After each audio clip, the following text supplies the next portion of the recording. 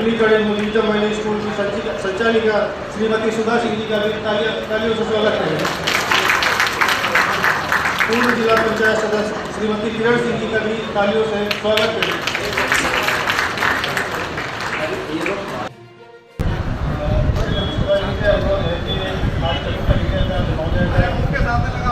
स्वागत करें। माइक थोड़ा मुझके पास रखिए। अगली कड़ी से श्रीमती आशु पांडे। अगली कड़ी में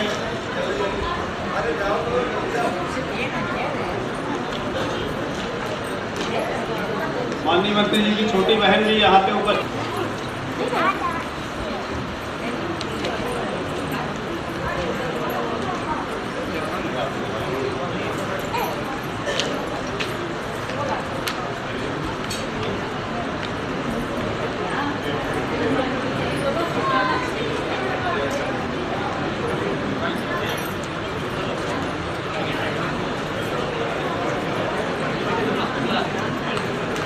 श्रीमती रेणु सिंह से आग्रह है कि मंत्री जी की छोटी बहन की यहाँ उपस्थित उनका स्वागत करें।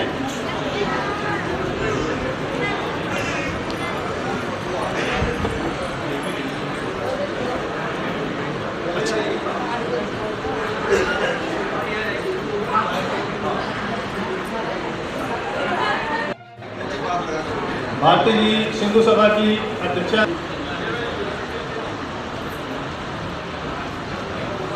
स्वागत की कड़ी हमारी भाभी जी और दीदी और आप सभी को हमारी तरफ से बड़ा बहुत बहुत अभिनंदन और बहुत बहुत मैं आप सबका स्वागत करती हूँ। और सब अपने वार्डवासियों को भी आने के लिए बहुत बहुत धन्यवाद देती हूँ और अपना समय हमें दिया उसके लिए बहुत बहुत धन्यवाद। किरण सिंह जी से आग्रह करूँगा कि 2 शब्द कहें। स्वागत की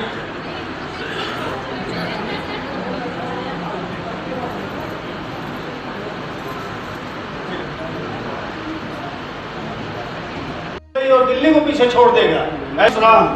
हमको तो लगता है कि वो सोते भी नहीं है, क्या रात को शहर में घूम के देखते हैं, गांव की गलियों में देखते हैं कहाँ पे क्या करना है, कहाँ पे क्या कमी है। जब हम लोग सोते रहते हैं तब वो ये चिंतन करते रहते हैं कि अपने शहर को बढ़ाने के लिए हमको क्या करना है, कहाँ जाना है। बैठ करके देखते हैं कहाँ पे क्या डिजाइने हैं, महानगरों में कैसा हो रहा है, हम अपने शहर को कैसे।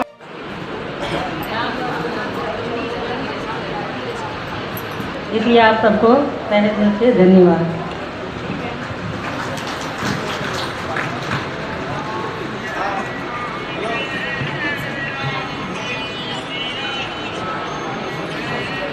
आप हम सबके बीच में आए उसके लिए आपको बहुत बहुत आभार। और 2 बातें कहना चाहेंगे, क्योंकि भाई साहब कई बार कॉलेज में आते हैं तो उनके उद्बोधन में 2-3 चीज़ें हमने सुनी हैं, जिसमें वो कहते हैं कि रीवा जो आज हुआ है वो मेरे सपनों के आधार पे था। वो कहते थे जब भी मैं किसी बाहर बड़े महानगर में जाता था, विदेश जाता था, तो वहाँ पे जाके मैं देखता था कि किस तरह के यहाँ पे ओवरब्रिज बने हैं, रोड बनी हैं और बाकी सुविधाएं हैं, तो ये सब मेरे रीवा में क्यों नहीं। और ये बात बिल्कुल सही है कि जो हम लोगों ने इधर 10-15 सालों में देखा है, जो विकास हमारे रीवा में हुआ है वो बहुत ही अचंभित कर देने वाला है। इसके पहले भी बहुत सारे नेता राजनेता आए रहे, लेकिन जो रीवा का विकास हुआ है वो श्री माननीय राजेंद्र शुक्ल जी के ही द्वारा हुआ है और उन्हें ऐसे ही विकास पुरुष नहीं कहा जाता। तो हम सब गौरवान्वित हैं कि उनके इस कार्यक्रम में हम सब अपनी सहभागिता दें और अपना अमूल्य वोट देकर, वो देखिए वोट आप सबके ऊपर डिसाइड करता है कि किसे देना है, लेकिन हाँ मतलब जहाँ पे उचित व्यक्ति हैं, सही मतदाता वही होते हैं जो अपने मतदान का सही तरीके से प्रयोग करें। तो हम मतदान जरूर करें और मतदान करके हम अपने लिए जो भी नेता चुनें, एक बार ये देख के कि वो हमारे लिए आगे क्या करेंगे क्या नहीं करेंगे, तो कृपया अपना चुनाव बहुत सोच समझ कर करें। और बस इतना ही, बहुत बहुत धन्यवाद। नहीं उसको बढ़ना चाहिए। वहाँ के लोग बोलते हैं कि रीवा क्यों बढ़ रहा है, उनके पास राजेंद्र शुक्ल से नेतृत्व नहीं है और उस नेतृत्व के लिए हम लोगों को करना क्या है, करना है 17 तारीख को मतदान। और एक जानता हूँ अगर नाम लेने लगूंगा तो बहुत समय लगेगा, समय का अभाव भी है। सबसे पहले तो मैं मंत्री जी की तरफ से आप सबसे खेद व्यक्त कर, उनका यहाँ 7:30 बजे का कार्यक्रम तय था पर ऊपर से अमित शाह जी के यहाँ से मैसेज आया कि उनको तत्काल सिमरिया विधानसभा में पहुँच करके 2 सभाएँ करनी है, इसलिए वहाँ चले गए। तब भी वो प्रयास कर रहे हैं, आधे पौन घंटे में हो सकता है वो आ भी जाए। अभी उनका ही भाषण चल रहा, अभी मेरी उनके पीए से बात हुई, अभी उनका भाषण चल रहा, भाषण के बाद वो सीधे यहाँ आएंगे। तो उनकी कमी जरूर हमको खल रही है, पर उनके अनुपस्थिति में कुछ चीज़ें कहूँगा। 2003 में जब से भारतीय जनता पार्टी की सरकार बनी और रीवा में आप सब लोगों ने अपने स्नेह से, अपने प्रेम से आदरणीय श्री राजेंद्र शुक्ला जी को 56,000 मतों से विजयी बना करके भोपाल में भेजा। आपके वोटों की ये धमक थी कि आपने 56,000 से उनको भेजा और पहले बार जीते हुए विधायक को मंत्रिमंडल में स्थान दिया गया। पटवा जी से लोगों ने पूछा कि पहले बार विधायक बने, वो भी बच्चे को, लड़के को, क्या उम्र है 35-40-36 साल के, आपने मंत्री बना दिया। पटवा जी का एक ही जवाब था, वहाँ उमा भारती जी भी बैठी थी, उमा भारती और पटवा जी का एक ही जवाब था कि मैं मुख्यमंत्री प्रोजेक्ट हुई थी तो मैं 36,000 से जीती हूँ और राजेंद्र शुक्ला 56,000 से जीत के आए हुए हैं। मध्य प्रदेश का अगर सर्वाधिक वोट अगर कोई जीता था तो आदरणीय श्री राजेंद्र शुक्ला जी जीते थे, और अगर मंत्री बनाया किसी ने तो आप सबकी ताकत ने बनाया था। अगर आप इतने वोटों से उनको न विजयी बनाते तो हो सकता है उनको मंत्रिमंडल में स्थान न दिया गया होता। 4-4, 5-5 बार के विधायकों को मंत्री नहीं बनाया जाता, पर आपकी वोटों की ये खनक थी कि उनको मंत्री बनाया गया। आप याद करिए 2003 के पहले का रीवा, और ज़्यादातर यहाँ वार्ड 24-25 के अपने यहाँ बीच के लोग बैठे हैं। धोबिया टंकी से पीटीएस चौराहा रिक्शे वाले रिक्शा लेके आने के लिए तैयार होते थे। 2004 में जब मैं यहाँ पार्षद बना, मैं निर्दलीय पार्षद था, आपके आशीर्वाद से कहीं भी रोडें नहीं थी, गड्ढे पे गड्ढे थे, पर ऐसा आदरणीय राजेंद्र शुक्ला जी का व्यक्तित्व था कि उन्होंने मुझे ये नहीं देखा कि ये निर्दलीय पार्षद है। मैं जो काम बताता गया वो काम करते गए, करोड़ों रुपए के काम उसी मेरे कार्यकाल में उनके आदेश पे हुए। याद करिए रीवा तहसील से कम नहीं, तहसील से बड़ा नहीं था।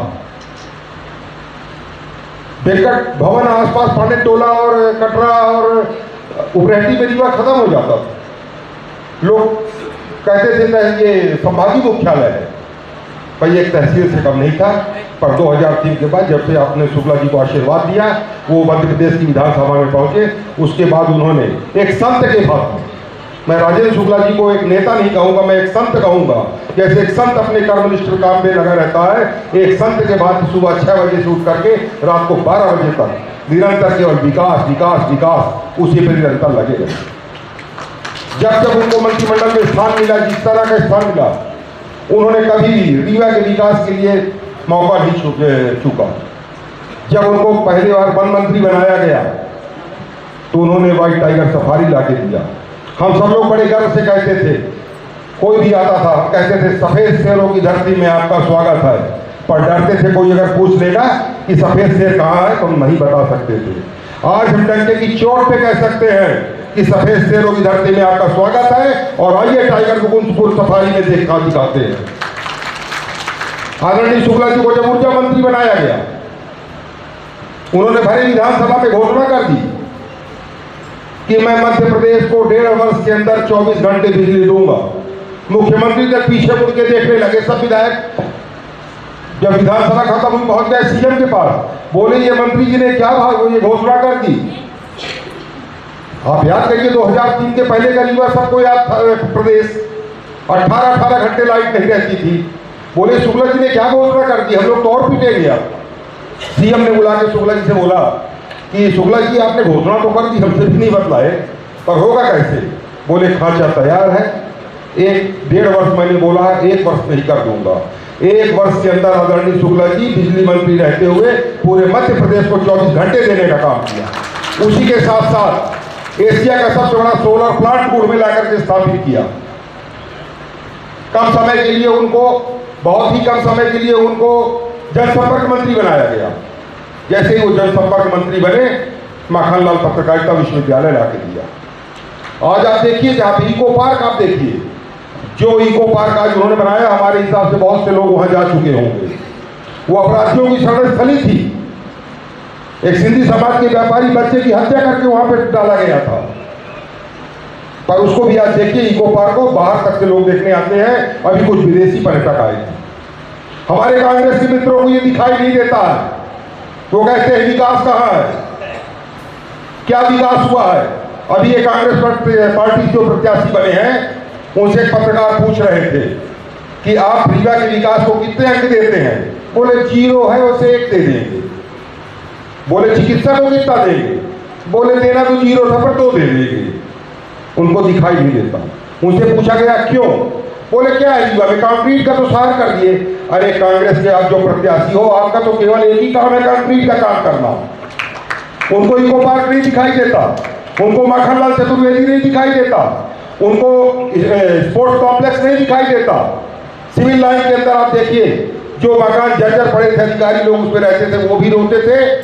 आज वहां जाके देखिए, उनको गिरा करके भवनों को अब भव्य 10 एकड़ में पार्क बनाया जा रहा है। 2 एकड़ की भव्य पार्किंग हो रही है। राजेंद्र शुक्ला जी के द्वारा किए गए विकासों की अगर गाथा की जाए तो सुबह से शाम हो जाएगी।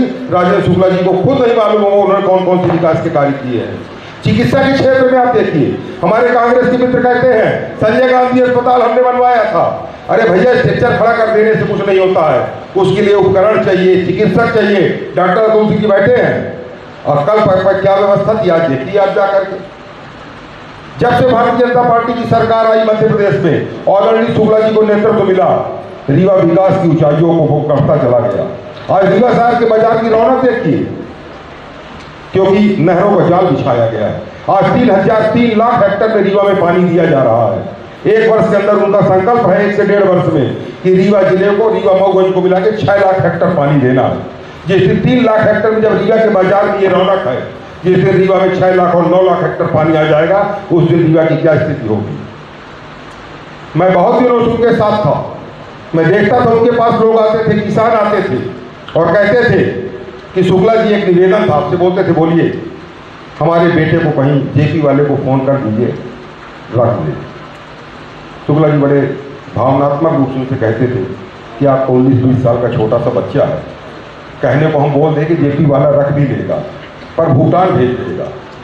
बड़े संकोच से सर नीचे करके कहते थे, कोई का भेज दे तो भेज दे, कहा करा, घर की स्थिति अच्छी नहीं है। अब उन्हीं किसानों से, उन्हीं से जब बात करते हैं कि कहा लड़का के जेपी में नौकरी दे, बाबा खाए अरे रहा दे कहते कि हम भूसा बेच ले थे, हम 10 ठेकों में के नौकर रख ले। समृद्धता आई है जब से किसानों के नहरों का जाल बिछा, किसान समृद्ध हुआ। हर विषय, हर वर्ग में आप देखिए, पूरे भारतवर्ष में प्रधानमंत्री आवास योजना आई है, पर रीवा, केवल रीवा जिला एक ऐसा है कि प्रधानमंत्री आवास पे गरीबों के लिए भी 5 से 5 लोकेशन पे उनको मकान दिए गए हैं, चाहे वो गोल्ड क्वार्टर चिरौला हो, चाहे वो इंजीनियरिंग कॉलेज के पास हो, चाहे ललपा हो। हर वर्ग, हर जाति, हर धर्म का उन्होंने सम्मान किया है। अयोध्या का हमारे मसला चला 450 साल, अभी जाके निपटा है। रिवर फ्रंट के बगल में अब ये नाम आ गया रिवर फ्रंट, उनके बताया ना आपसे, उनके विकास कार्यों को वो खुद नहीं याद रख पाएंगे। रिवर फ्रंट का जब मामला आया, वहां पे ईदगाह था, विवेक जी बैठे हुए, ईदगाह को हटाना बड़े मुश्किल का काम था, पर शुक्ला जी ने ऐसी युक्ति निकाली कि रिवर फ्रंट भी बन गया, ईदगाह का भी उनका काम हो गया, वो भी खुश, हम भी खुश। बड़े शांतिपूर्ण ढंग से निकल गया, तोड़ा गया, सब हुआ, पर कोई एक शब्द वहां नहीं बोला। उसी के बगल में देखिए पटपटा, अभी ये राजकुमार जी बोल रहे थे अपनी घटना बताने को, तो मैं बता दूं आप लोग के आशीर्वाद से जब 2004 में मैं निर्दलीय पार्षद बना था, बड़ी इच्छा थी कि भाजपा वाले बुलाने, नहीं पूछा इन्होंने, मंत्री जी ने भी नहीं पूछा कि आ जाओ हमारे दल में ज्वाइन कर दो, तो गुस्सा तो स्वाभाविक थी। हमको लगा शायद मंत्री जी पूछे कि यार तुम निर्दलीय जीत के आए हो, आ जाओ भाजपा में, नहीं पूछे। हमको भी लगा कि बड़े गुमान में, तो हम भी विरोधी हो गए। छोटी छोटी बातों में तो आदमी विरोधी हो जाता है, हम इसी में नाराज हो गए कि हमको इन्होंने पूछा नहीं। हो गया, बन गए कांग्रेसी। 2008 का चुनाव आया, 2004 में जब मैं पार्षद का चुनाव लड़ा था, तो यही प्रत्याशी जो आज कांग्रेस से हैं वो महापौर का चुनाव लड़े थे और तीसरे नंबर पे थे। 2008 का विधानसभा का चुनाव आया, वो कांग्रेस पार्टी से फिर विधानसभा के प्रत्याशी बने और मैं उनका स्टार प्रचारक बना। जो राजकुमार जी कहलवाना चाह रहे थे, 2-4 जगह मैंने कहा है, अब स्टार प्रचारक तो था ही। सुबह घर से निकला, 6:30-7 बजे श्रीमती जी चाय वगैरह दी। हमने कहा कि एक काम करना, चाहे तो ठीक है, ये हमारी बहन लोग हैं, वो पन्नालाल जी बेटी मधु लोग हैं, इनको सबको लेके जितनी महिला मंडल है इनसे सबसे ले जा करके राजेश शर्मा जी को कांग्रेस को वोट दिलवा देना। चलिए साहब, रात गई, अगला दिन भी गया। दूसरे दिन हम जब शाम को बैठे थे तो हमारी बहनें और श्रीमती जी खुसुर कर रही थी। तो हम बोले क्या हुआ? बोले कुछ नहीं। बोले बताओ क्या हुआ? तो फिर ये बोली कि अगर आपकी आदत है गुस्साते बहुत जल्दी हैं, गुस्साइए ना। हम लोग एक चीज़ बोले। हमने बोला बोलो। गुस्साएंगे तो नहीं? बोले बिल्कुल नहीं गुस्साएंगे। बोले गुस्साएंगे तो नहीं? बोले बिल्कुल नहीं गुस्साएंगे। बोलो। बोली हमने शर्मा जी को नहीं, हमने शुक्ला जी को वोट दिया था, हमको मार दिया करंट। हम बोला क्या देख के तुमने शुक्ला जी को वोट दिया था? बोली आपने बोला था गुस्साएंगे नहीं, आप गुस्साएंगे नहीं, आपने वादा किया था। हम थोड़ा नॉर्मल हुए। हमने कहा अच्छा बताओ क्या देख के वोट दिया? बहुत खूबसूरत लगे तुम लोगों को, क्या लगा? एक जवाब था, मैं निरुत्तर हो गया, आपसे बतला रहा हूँ।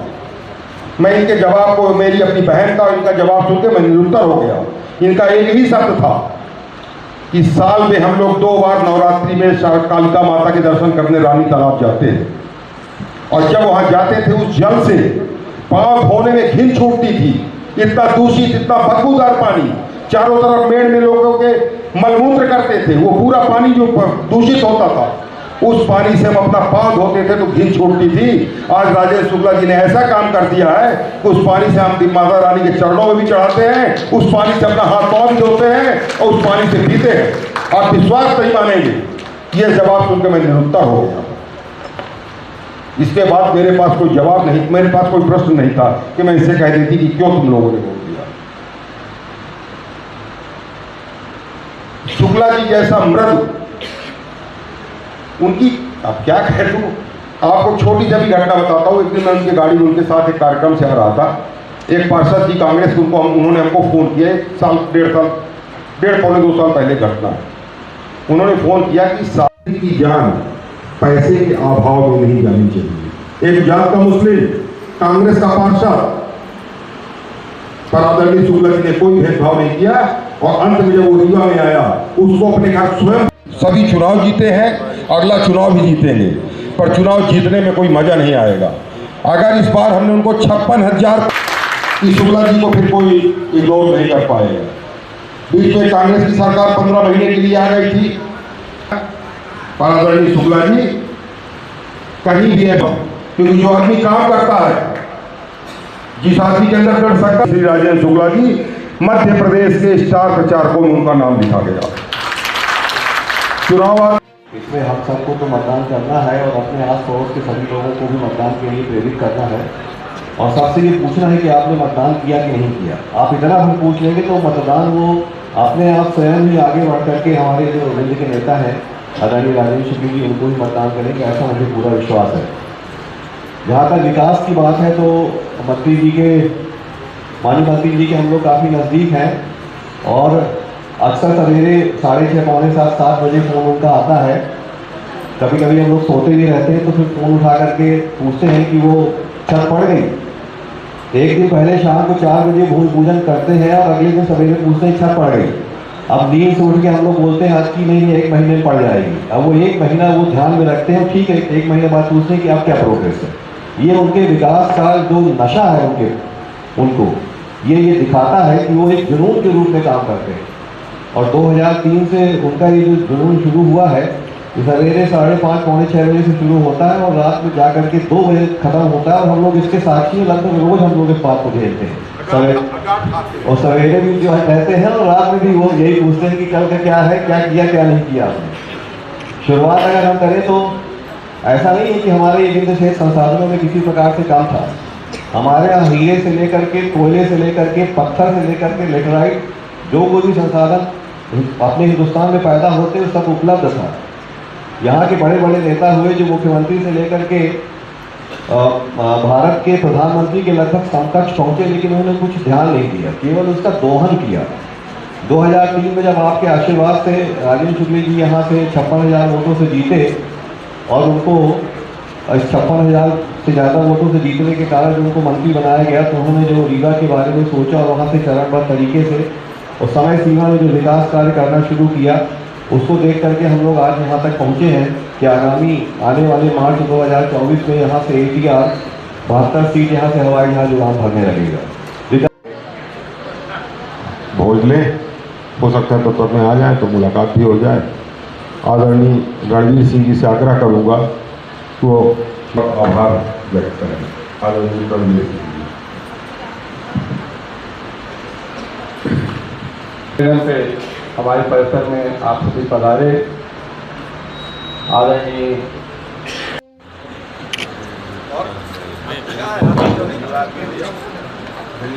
डॉक्टर कमलेश सिंह जी एक साथ ले आओ ना भाई।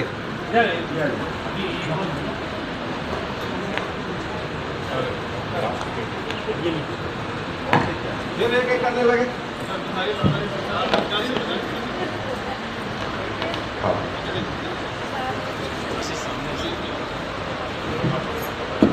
लेडवानी दंपति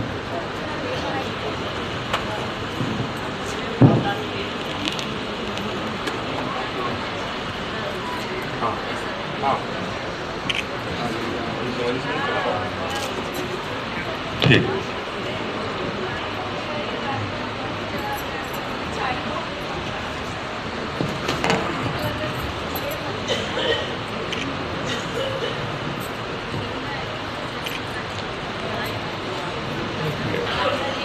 आदरणीय दुर्गा प्रसाद चतुर्वेदी जी,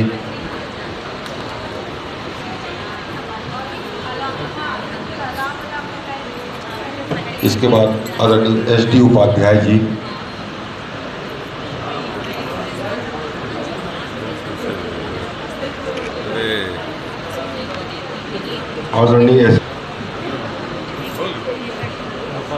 आदरणीय रामपाल शुक्ला जी,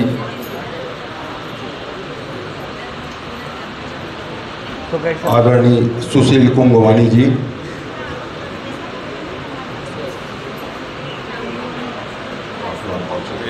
थोड़ा कैसे हो गया चंद्रमणि, थोड़ा किनारे हो। डॉक्टर कमलेश सिंह का ठीक, हाँ हो ठीक है।